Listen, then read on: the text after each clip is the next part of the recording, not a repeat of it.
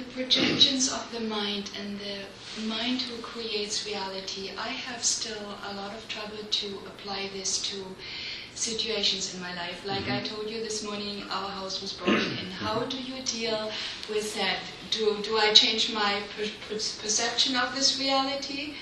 It's not a burgling, I'm not invaded, there was no danger, or how do I do that confronted with something like that? Okay. Well, it's not that this is a simple formula, that, your mind creates your reality, so you want it different, you just change it, because it's not going to work that way. Okay.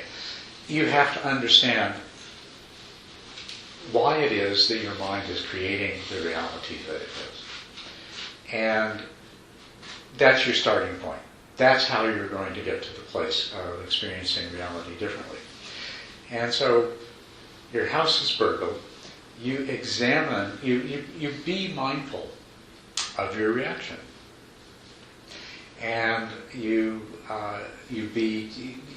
go as deep in that as you can, of observing and saying what this is. What's behind this? What attachment? What fear? What desires? What aversions? And so on and so forth. And understand them as well as you can. You take an incident like this, it's not over with. You're going to keep experiencing the intellectual and emotional repercussions of it for a number of days at least. There's things that you're going to have to go through, insurance claims and deciding whether or not to put an alarm system on your house, or who knows, whatever. You're going to end up thinking about it and doing a lot of feeling.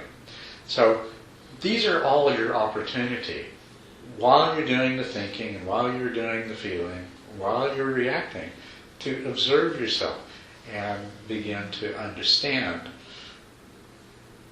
how it is, why it is that your mind is generating the particular kind of reality that it is.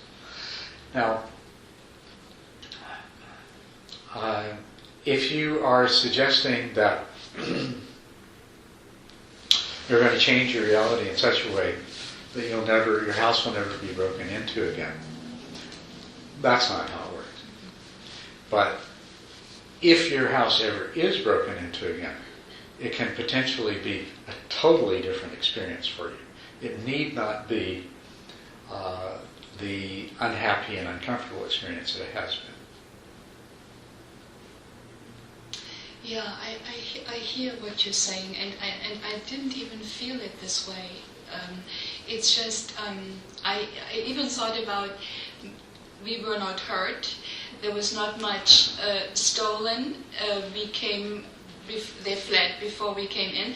So there was, when it's a karmic thing, it was actually a moving out karma on that level. So I felt actually blessed that nothing worse happened. Well, that's very good. Yeah. So yeah, I hear what you're saying, and maybe that is the observation where the fear comes from. It's not just related to that incident. It is about this my space thing. And so yeah, okay, that helps too. Okay, so yeah, you apply the Buddha's guidelines to this. You look at this situation and you see some of the mental states that arose were positive.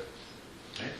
And you want to sustain those, and you want to encourage, to the extent that some of them are not positive, unwholesome, then you want to examine them and see if you can release them and let go of them, and perhaps not need to experience them in the future.